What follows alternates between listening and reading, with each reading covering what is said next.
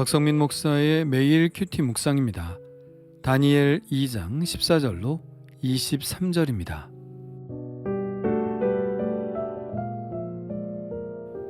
그때 왕의 근위대장 아리옥이 바벨론 지혜자들을 죽이러 나가매 다니엘이 명철하고 슬기로운 말로 왕의 근위대장 아리옥에게 물어 이르되 왕의 명령이 어찌 그리 급하냐 하니 아리옥이 그 일을 다니엘에게 알리매 다니엘이 들어가서 왕께 구하기를 시간을 주시면 왕에게 그 해석을 알려드리리이다 하니라. 이에 다니엘이 자기 집으로 돌아가서 그 친구 하나냐와 미사엘과 아사랴에게 그 일을 알리고 하늘에 계신 하나님이 이 은밀한 일에 대하여 불쌍히 여기사 다니엘과 친구들이 바벨론의 다른 지혜자들과 함께 죽임을 당하지 않게 하시기를 그들로 하여금 구하게 하니라.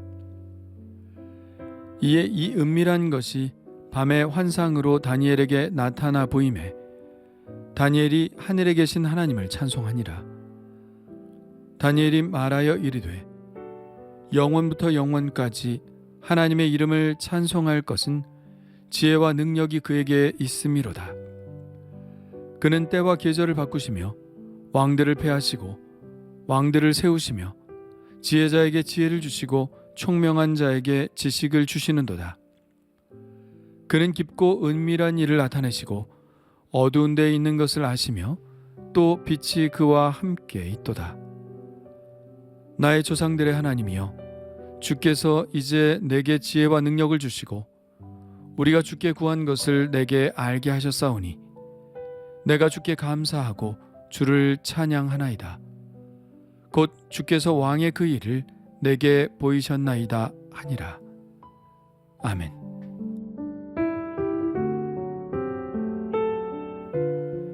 느부갓네살 왕은 매우 화가 났고 통분했습니다. 세계 최고의 나라, 최고의 지혜자들을 다 모아놓은 바벨론에서 왕이 꿈 하나 맞출 사람이 없다는 것에 화가 났습니다. 그래서 왕은 지혜자들을 다 죽이라고 명령하죠. 지혜자들은 지금 왕에게 아무 소용이 없었습니다. 그들은 자신의 학문을 뽐내며 기륭을 점치며 가먼이설로 사람들을 그럴듯하게 속일 줄만 알았지 왕의 진짜 고민을 해결하지 못했습니다. 그렇습니다. 세상에 아무리 똑똑한 사람들을 다 모아놓은들 그것은 그저 이 세상에서의 지혜일 뿐 하나님이 하시는 일을 알 수는 없었기 때문입니다. 이것이야말로 하나님과 교통하는 영적인 차원의 사람만이 알 수 있는 것이었죠. 큰일입니다. 시간이 조금만 더 지체되어도 바벨론에 똑똑하다는 사람들은 다 죽을 것입니다. 왕의 근위대장 아리옥은 이미 왕의 명령을 받고 출동했죠. 다니엘이 자기와 자기의 친구들도 그 살생부에 기록된 사람들이라는 사실을 알지 못한 채 지혜자들을 죽이러 가는 아리옥을 붙들고 말합니다. 왕의 명령이 어찌 그리 급하냐? 이것이 다니엘의 말의 전부는 아니었을 것입니다. 그는 명철하고 슬기로운 말로 물었다고 합니다. 이 상황에서 명철하고 슬기로운 말이 어떤 말일지 알 수는 없지만 분명한 것은 그의 말로 아리옥의 발걸음을 멈추었고 살생부의 이름이 기록되어 있는 다니엘이었지만 그를 죽이지 않고 그의 말에 귀를 기울였다는 것입니다. 말 한마디에 천냥빚을 갚는다는 속담이 있듯이 명철하고 슬기로운 말은 사람의 마음을 붙잡고 그로 하여금 올바르게 생각하게 하죠. 다니엘이 묻자 다니엘의 명철하고 슬기로운 화법에 마음을 연 아리옥은 지금까지 벌어졌던 일을 소상히 말합니다. 그러자 다니엘은 왕께 나아가죠. 그러고는 시간을 주면 해석을 알려드릴 것이라고 말합니다. 그렇게 다니엘은 피비린내 나는 살생을 일단 멈추죠. 다니엘은 어디서 이런 용기가 났을까요? 사실 다니엘은 지금 해답을 가지고 있지 않은 상태입니다. 물론 이 말로 잠깐의 시간을 벌 수는 있겠지만 정해진 시간이 지나면, 그리고 그가 왕의 꿈을 맞추지 못하면 그는 다른 지혜자들보다 가장 먼저 죽을 수도 있었습니다. 이때 다니엘의 마음은 어떤 마음이었을까요? 우선은 사람들을 살려야겠다는 생각 아니었을까요? 이 사태를 막지 않는다면 죄 없는 많은 사람들이 죽임을 당하게 될 것입니다. 그리고 두 번째는 믿음의 확신이었을 것입니다. 자기가 믿는 하나님이 영적인 지혜로 자신에게 그 꿈을 계시하실 것이고 그 꿈에 대한 해석도 주실 줄 확신했을 것입니다. 이것은 또 무엇을 말할까요?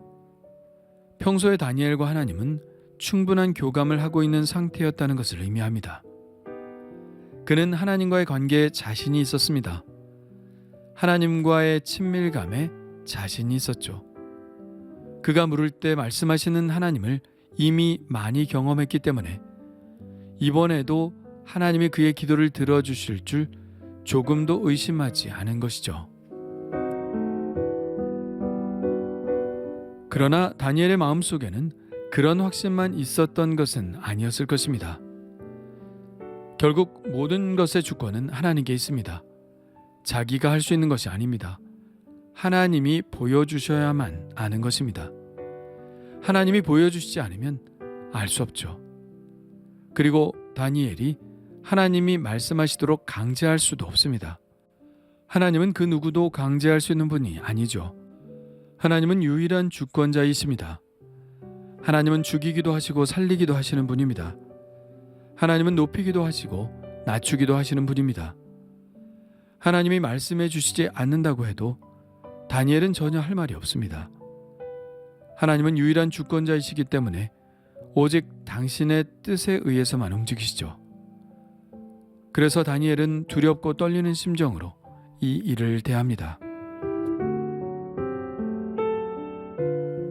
다니엘은 집으로 돌아가서 그의 친구인 하나냐와 미사엘과 아사랴에게 그 일을 알립니다. 그리고 기도 부탁을 하죠. 18절입니다. 하늘에 계신 하나님이 이 은밀한 일에 대하여 불쌍히 여기사 다니엘과 친구들이 바벨론의 다른 지혜자들과 함께 죽임을 당하지 않게 하시기를 그들로 하여금 구하게 하니라. 말씀에는 이처럼 단순하게 묘사되어 있지만 그들의 기도는 어땠을까요? 그들의 기도는 목숨을 거는 기도였을 것입니다. 우아한 기도가 전혀 아니었죠. 처절한 몸부림이었을 것입니다. 하나님의 계시에 이들 4명의 목숨이 달렸고 수많은 바벨론의 지혜자들과 그 집안 사람들의 목숨이 달렸습니다. 하나님께서 이 일에 대하여 반드시 계시하셔야만 하는 일이었습니다. 그래서 그들은 함께 매달려 처절하게 기도했죠. 그들의 기도는 하나님께 응답되었습니다. 바로 그날 밤 다니엘은 환상을 보게 되는데 그 환상의 내용은 다름이 아니라 느부갓네살이 꾼 꿈과 그 해석이었습니다. 하나님께서 다니엘에게 밝히 보여주셨죠. 그 환상을 본 다니엘은 너무나 감격했습니다. 그 감격은 단지 하나님께서 계시하여 주심으로 그들의 목숨을 살려주셨기 때문에 오는 감격만은 아니었습니다.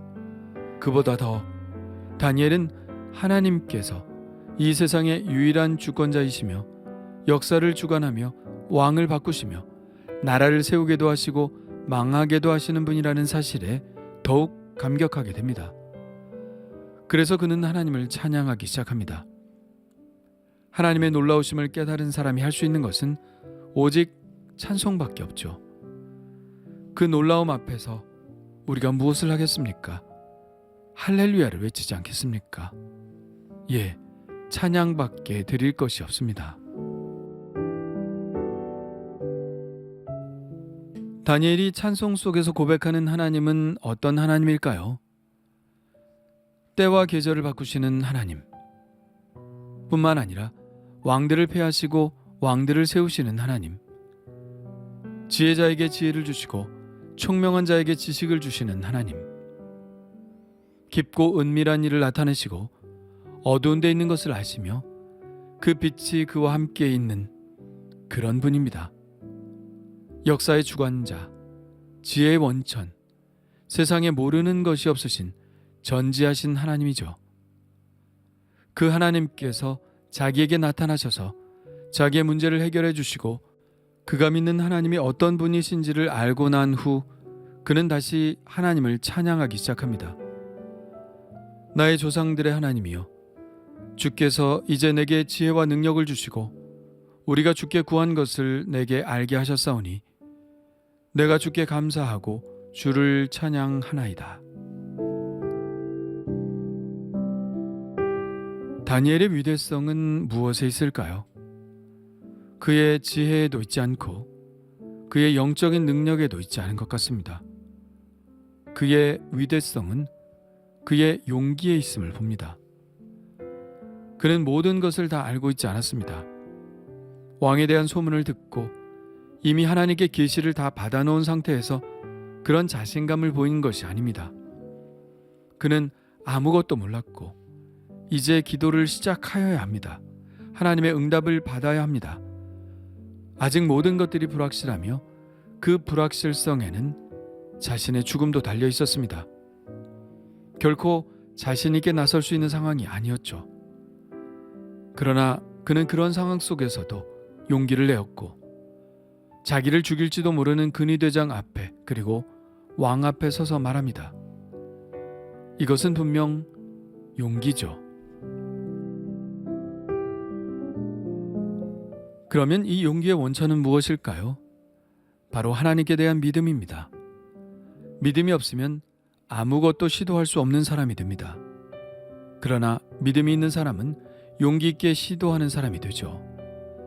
에스더도 그랬습니다. 그녀도 왕의 앞에 갔을 때 왕의 마음에 들지 않으면 죽을 수도 있는 그 순간에 용기를 낸 것입니다. 다윗도 골리앗과의 싸움에서 전혀 승산이 없는데도 용기를 낸 것입니다. 모든 믿음이 있는 자들에게는 용기가 발견됩니다. 그렇다면 나는 어떤가요? 나는 과연 용기 있는 사람인가요? 나는 과연 하나님이라는 뒷배가 있는 사람인가요? 나는 분명 믿는 구석이 있는 담대한 사람인가요? 나는 나의 기도에 자신이 있나요? 이런 용기를 낼 수 있는 믿음이 제게 있기를 간절히 구해봅니다.